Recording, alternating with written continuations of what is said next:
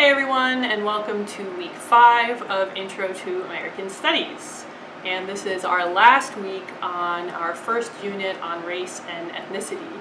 So hopefully this month of readings has given you a sense of the many ways that scholars are studying race and ethnicity and their relationship to Americanness, American identity, more broadly.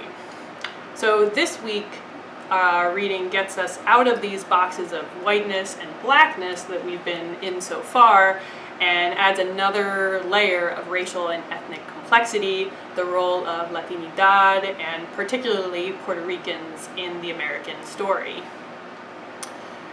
Before diving into the reading, I just want to acknowledge that for me, and I'm sure for many of you, the news of the lack of grand jury indictments for the killers of Breonna Taylor has been painful.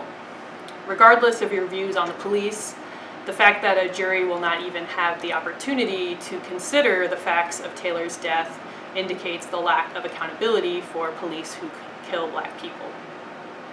I noticed scrolling through Twitter that many people are justifying this response by focusing on Taylor's proximity to criminality.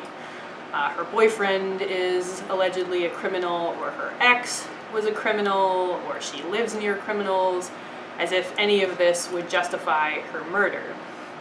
It reminded me of Muhammad's work we read a couple weeks ago, and the many insightful ways that you connected this work to current debates regarding police brutality.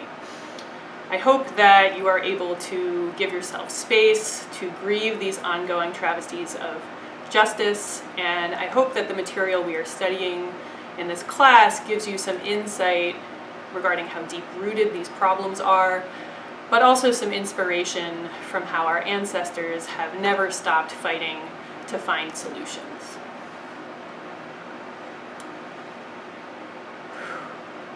So this week we are reading the introduction to Sonia Songha Lee's book, Building a Latino Civil Rights Movement. And this is another book that I've really enjoyed from my time in grad school and is actually really central to my own research because I study the movements for educational justice in New York City that she discusses in a few chapters of her book that Puerto Rican and African American New Yorkers were very involved in. And so why did I choose this book to share with you all, besides the fact that I really enjoy it for my own work?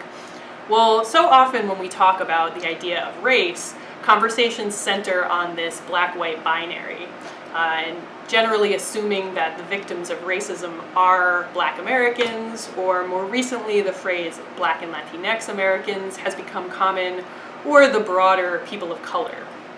And these tendencies flatten out the experiences of so many different groups of people and make it seem like racism and resistance to it is a singular phenomenon, or that blackness or even Latinxness or Latinidad is a singular phenomenon.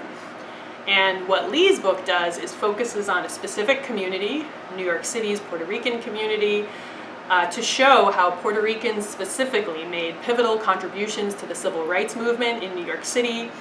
And furthermore, she shows how Puerto Ricans experienced and imagined their race and ethnicity in different ways depending on the circumstances.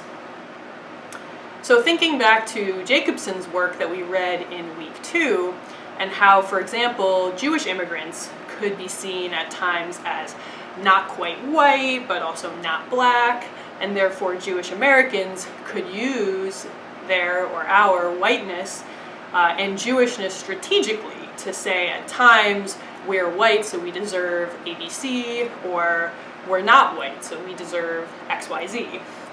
And so Lee is building on the work of scholars such as Jacobson who have studied the evolution of whiteness in the United States, and Lee is adding on, right, the evolution of Latinidad, and particularly, right, Puerto Rican Latinidad, to show how Puerto Ricans experienced their own particular version of this sort of racial in-betweenness. And I find most fascinating how she explains the ways that the terms race and ethnicity developed in the post-war era. So remember again that Jacobson showed us how before World War II, the term race was used to describe all these different European immigrant groups as inferior white races. But after World War II, these groups were in general incorporated into a consolidated American whiteness, and Jews and Italians and others were now considered different ethnicities, not different races. So in this post-World War II context, Lee shows how Puerto Ricans sometimes claimed that they were ethnically Puerto Rican, just like Jews and Italians before them, and therefore they could claim that they were on their way towards whiteness, right, to assimilate into this dominant American whiteness. However, on the other hand, Lee shows how most Americans did not see Puerto Ricans as an ethnicity. Many Americans started to lump them together with Black Americans as a race and as racially inferior, right? So ethnicity in the post-war era becomes this idea of, right, something additional, something cultural that you can assimilate and sort of lose or maintain, but is not central to your identity, whereas race is seen as something that's innate and inferior, right, and unassimilable. So in response to being seen as a race and not as an ethnicity, many Puerto Ricans decided to band together with Black Americans to fight this racism that they were facing. And in the process, categories of Blackness and Puerto Ricanness were blurred, because in fact plenty of people are Black and Puerto Rican. So these actually aren't even two different categories. And Puerto Ricans who had formerly distanced themselves from their African heritage, or even their Puerto Rican heritage in general, began to embrace it. And Puerto Ricans also educated Black Americans on their experience as colonized subjects, thereby adding an anti-colonial or anti-imperial aspect to their collective organizing. So it's not just that Puerto Ricans are working with Black Americans, but they're changing, right, and informing the nature of, right, the civil rights movement that Black Americans are generally seen as at the helm of. And so it's really important to understand, as basic background, right, information here, that Puerto Rico is still a colony of the United States, and it has been since the late 19th century. And many Puerto Ricans have been fighting for their independence from the United States since the late 19th century. And so, while the narrative of European immigration has this nice pro-American ring to it because people are presumably coming here from other countries for a better life, the narrative of Puerto Rican migration is more complicated because even though the United States likes to see itself as a free democracy, Puerto Ricans are neither free nor are they equal citizens in our democracy. They are citizens, but there are distinctions to Puerto Rican citizenship that make it different than citizenship that's held by mainland, right, Americans. And so I really love this quote on page 20 of this chapter where Lee says, quote, "Latino ethnicity is considered more threatening than European ethnicity," end quote. Because ultimately, Latino ethnicity is tied to this history of US conquest and imperialism, right? Whereas European ethnicity is not. So even if Puerto Ricans are attaching more to this idea of ethnicity, right, and comparing themselves more, right, to the European immigrant experience, right, it's always going to be a more complicated story because of this historical relationship, right, between the mainland US and Puerto Rico. And so Puerto Ricans not only allied with Black Americans in the civil rights movement, but foreshadowing the work that we'll do actually in Unit 3, they added what can be called a transnational lens to this movement, which means that they expanded their analysis beyond the boundaries of the mainland United States.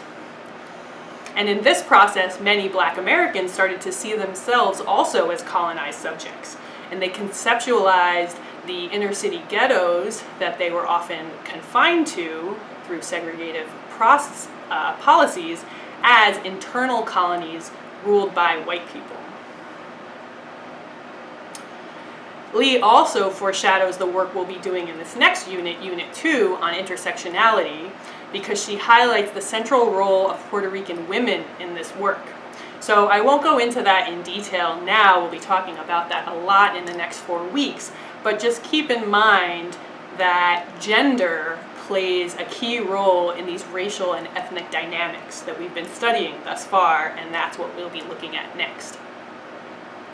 So Lee's work expands my understanding of Americans by demonstrating how after World War II, the category of race was seen as a permanent deficiency, whereas ethnicity, a relatively new concept, was seen as something extra that could be discarded or minimized. And Puerto Rican New Yorkers used these ideas of race and ethnicity to navigate their unique position as colonized U.S. subjects and to expand the depth and breadth of the civil rights movement. She also blurs the boundaries between these broad categories of white, black, Latinx, by demonstrating how Puerto Ricans could fit into all of these categories, right, depending on their own background and the political situation at hand.